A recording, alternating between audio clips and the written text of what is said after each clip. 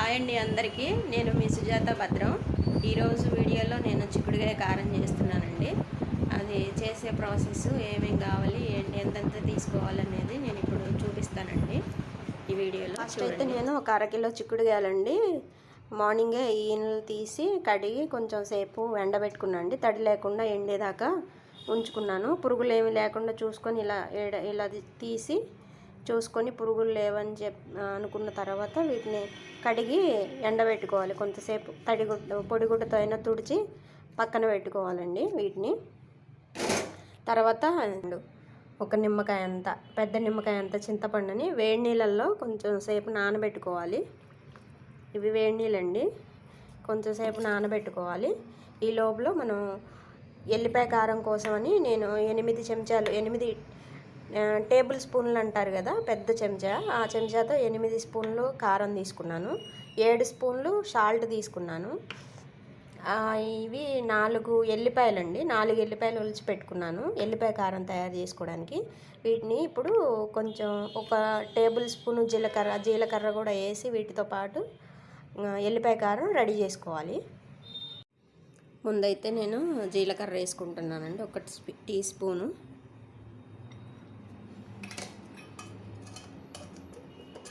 దీన్ని కొంచెం దంచుకున్న తర్వాత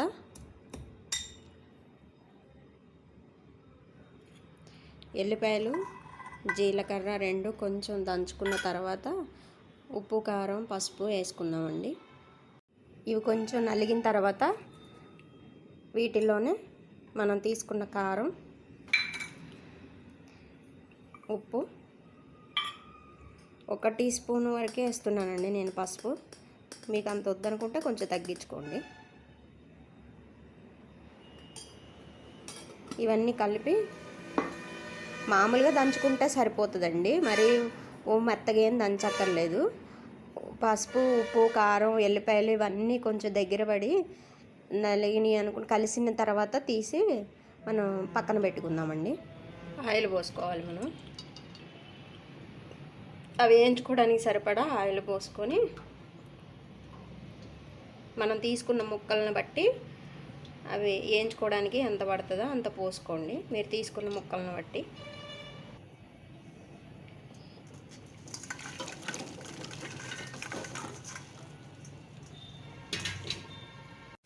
ఒకసారి చూద్దామండి, ఒకసారి తిప్పుదాము ఇవి ఎంతవరకు వేగినాయని. మరీ ఎక్కువ వేగనక్కర్లేదండి, కొంచెం గోల్డ్ కలర్లోకి వచ్చిన తర్వాత తీసి పక్కన పెట్టుకోవాలి. మరీ ఎక్కువ వేగితే అవి ముక్క గట్టిగా ఉంటాయి, గింజలు కూడా గట్టిగా అయిపోతాయండి. కారం కలిపిన తర్వాత కొంచెం గోల్డ్ కలర్లోకి వచ్చిన దాకా వేయించుకుంటే సరిపోతుందండి. ఈ చిక్కుడుకాయ కారం అనేది రకరకాలుగా పెట్టుకుంటారండి. నా స్టైల్లో అయితే నేను ఇలా పెడతాను, వేరే వాళ్ళు వేరేలాగా పెట్టుకోవచ్చు. నేను ఎలా పెడుతున్నాను అనేది నేను చూపిస్తున్నాను. వేగినాయండి ఇవి, గోల్డ్ కలర్కి వచ్చేసినాయి అన్నీ. ఇవి మనం తీసి వేరే గిన్నెలో పెట్టుకుందాము. ఇవి తీసి పక్కన పెట్టుకున్న తర్వాత ప్రాసెస్ మళ్ళీ చూపిస్తాను. ఇవి తీసేసుకుందామండి. ఇది తీసుకునేటప్పుడు స్టవ్ని సిమ్లో పెట్టుకోండి, లేకపోతే మాడిపోతాయి, అందుకని సిమ్లో పెట్టుకోండి.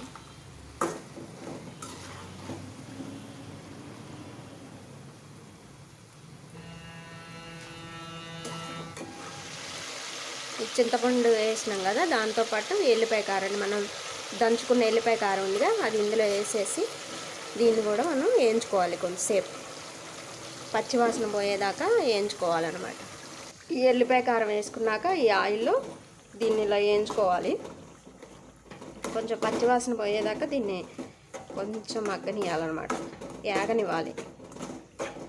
ఎల్లిపాయలు, కారం, ఉప్పు, పసుపు, జీలకర్ర మొత్తం అన్నీ పడతాయి అన్నమాట దీనికి. కొంచెం ఆయిల్లో వేయించితే, అందులో మీకు చెప్పడం మర్చిపోయా, కొంతమంది ఆవాలు, మెంతులు కలిపి వేయించి వాటిని పొడి చేసి ముందు వీటిని నేను జీలకర్ర వేయడానికి ముందు వాటిని వేసి కొంచెం వేయించుతారండి. నేను వేయట్లేదు, ఆవాలు వేడి చేస్తుంది అంటారు కదా, నేను అందుకని నేను వాడను అసలు ఆవాలు. ఏ కారం చేసినా కూడా నేను ఆవాలు వాడను వాటికి, దీనికి ఇంట్లో చేసుకునే వాటికి. మెంతిపిండి మాత్రం వేస్తానండి. మెంతులు, జీలకర్ర, ధనియాలు కలిపి వేయించి వాటిని పొడి పట్టి పెట్టా ఇందులో వేయటం కోసమని. అది వీడియో తీయలేకపోయాను, ఈసారి చేసినప్పుడు చూపిస్తా. కాకపోతే నేను పొడి పట్టి పక్కన పెట్టుకున్నానండి. ఇది మొత్తం ప్రాసెస్ అయిపోయిన తర్వాత లాస్ట్లో దాన్ని వేస్తాను, అది చూపిస్తా మీకు. ఇది పచ్చివాసన పోయేదాకా ఈ ఎల్లిపాయ కారాన్ని ఇట్లా వేయించుకోవాలండి. మనం ఇది వేయించుకున్నప్పుడు మనకు ఆయిల్ సరిపోదు అనుకున్నప్పుడు ఇప్పుడు పోసుకోవచ్చండి. ఇప్పుడు మన పొయ్యి మీద ఉంది కాబట్టి ఇందులో కొంచెం ఆయిల్ పోసుకొని కొంచెం వేడవుతుంది కాబట్టి కారం వేయించుకోవచ్చు. మనకి ఇది వేగింది అనుకుంటే ఆయిల్ కొంచెం పైకి వస్తుందండి. కారం వేగింది అని మనకి తెలియటం కోసమని ఆయిల్ అనేది సపరేట్ అవుతుంటుంది కదా, అప్పుడు మనం ఈ ముక్కలు ఇందులో వేసుకొని తిప్పుకుంటే సరిపోతుంది. ఇప్పుడు మనం ఈ ముక్కల్ని ఇందులో వేసుకుందాం. ఇప్పుడు ఇది అది కలిపి మనం ఇన్ని కలుపుకుందాం. ముక్కలు ఇంకాస్త ఎక్కువ వేయించుకోవాలనుకుంటే వేయించుకోవచ్చండి, ప్రాబ్లం ఏం లేదు. కాకపోతే అవి తినేటప్పుడు కొంచెం గట్టిగా తగులుతాయి అని చెప్పి నేను కొంచెం తక్కువ వేయించాను. ఇది మొత్తం కలిసిన తర్వాత మొత్తం ఆయిల్, కారం, ముక్కలు అన్నీ కలిసిన తర్వాత మంచిగా మనకి కలర్ కనపడుతుంటుందండి. ఇప్పుడు వేయంగానే కనిపించదు, కొంచెం మగ్గిన తర్వాత దేనికి అది సపరేట్గా మంచిగా కలిసిపోయిన తర్వాత అప్పుడు బాగుంటుందండి కారం లుక్. ఇందులో చింతపండు పులుసు కాకుండా నిమ్మకాయలు కూడా కలుపుకోవచ్చండి. ఇంట్లో నిమ్మకాయలు ఉంటే ఇప్పుడు అరకిలో కాయలకి పెద్ద అయితే 2 సరిపోతాయండి. నేనైతే 2 వేస్తాను, పెద్ద అయితే. చిన్న అయితే 3 పిండుకోవచ్చు.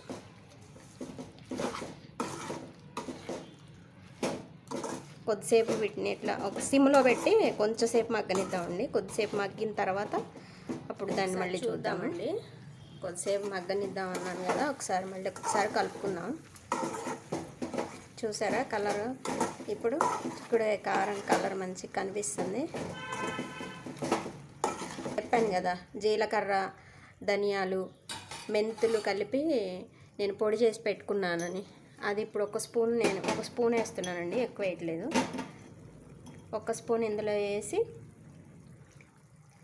కలుపుకుంటున్నాను. ఇందులో ఏం వేసాను? జీలకర్ర, ధనియాలు, మెంతులు వేయించి పొడి పట్టుకున్నానండి.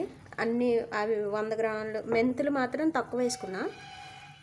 జీలకర్ర, ధనియాలు అది ఒక 50 గ్రాములు, ఈ ఒక 50 గ్రాములు కలిపి. మెంతులు మాత్రం ఈ టీ స్పూన్ వేసా, ఈ స్పూన్తో స్పూన్ వేసి వేయించి పొడి పట్టి పక్కన పెట్టుకున్నానండి. అది ఇప్పుడు 1 స్పూన్ వేసా ఇందులో. కావాలంటే కొంచెం వేసుకోవచ్చు మీరు, కాకపోతే నేను 1 స్పూనే వేసాను. నేను ఎప్పుడు చేసినా ఇంతే వేస్తానండి, నా కొలతలు ఇంతే. మీరు వేరేలాగా చేసుకుంటే మీరు ఓకే. తెలియని వాళ్ళకండి ఇది, తెలిసిన వాళ్ళకి కాదు, తెలియని వాళ్ళకి. బ్యాచిలర్స్ కానీ, ఆడపిల్లలు, కొత్తగా పెళ్ళైన వాళ్ళు, అందరూ వంటలు రాని వాళ్ళంతా యూట్యూబ్ కొడతారు, యూట్యూబ్నే కొట్టి చూస్తారు కాబట్టి ఎవరి స్టైల్ వాళ్ళకు ఉంటుంది. కాబట్టి నా స్టైల్ ఇది, ఎవరికైనా నచ్చితే చేసుకోండి. చూడండి, లైక్ చేయండి, కామెంట్ చేయండి నా వంటలు ఎలా ఉన్నాయి, నేను బయటికి వెళ్ళినప్పుడు పెట్టిన వీడియోలు, అందులో ఏమన్నా మీకు నచ్చినా లేకపోతే మీరు చూడకపోయినా వాటి గురించి కామెంట్ చేస్తుంటే నాకు కొంచెం మీతో నాకు పరిచయం ఉందన్న ఫీలింగ్ వస్తుంది కదా. నాకు కామెంట్ చేసి నన్ను క్వశ్చన్స్ అడగండి, లేకపోతే నేను చేసిన దాని మీద మీరు రివ్యూ ఇవ్వండి. అలా మనం మాట్లాడుకున్నట్టు ఉంటుంది కదా. కామెంట్ బాక్స్లో కామెంట్ చేసి ఈ రెసిపీ మీద మీ కామెంట్స్ చెప్పండి నాకు, ఎలా ఉంది ఏంటి అని. ఒక 10 నిమిషాలు అట్లా ఉండనిద్దామండి, సిమ్లో ఉండిచ్చి ఒక 10 నిమిషాల తర్వాత మళ్ళీ చూద్దామండి. చిక్కుడుకాయ కారం ఫైనల్గా వచ్చేసింది. మాదైతే ఇవాళ చిక్కుడుకాయ కారం అండి, ఇవాళ సండే కదా, చిక్కుడుకాయ కారం చేసుకొని తింటున్నాం మేమైతే. మీరు చికెన్ చేసుకున్నారా, ఏం చేసుకున్నారో చెప్పండి. చికెన్ అంటే గుర్తొచ్చిందండి, ఈ చికెన్కి కోళ్ళకి ఏ రోగాలు వచ్చినాయి అంటే చికెన్ తినొద్దంటున్నారు ఒక 1 మంత్ వరకు. మేమైతే తింటలేదు, మరి మీరు తింటున్నారో లేదో మాకు తెలియదు కాబట్టి కామెంట్ చేయండి. చికెన్ తినకుండా ఉండటమే మంచిది అంటున్నారు కాబట్టి 1 నెల అయితే ఆగండి. లేదంటారా ఎక్కువ ఉడికించంట తినండి. మాదైతే చిక్కుడుకాయ కారం రెడీ అయిపోయింది. నేనైతే అన్నం రెడీగా ప్లేట్లో పెట్టుకున్నా, కొంచెం అంతా వేసుకొని టేస్ట్ ఎలా ఉందో చూస్తాను నేను. మీరేం చేసుకున్నారో కామెంట్ చేయండి. ఇది నా వంట అండి ఇవాళ సండే నా బ్లాగ్. నా వీడియో చూసి లైక్ చేసి, షేర్ చేసి, సబ్స్క్రైబ్ చేయండి. నేను మీ సుజాత భద్రం. బాయ్ అండి.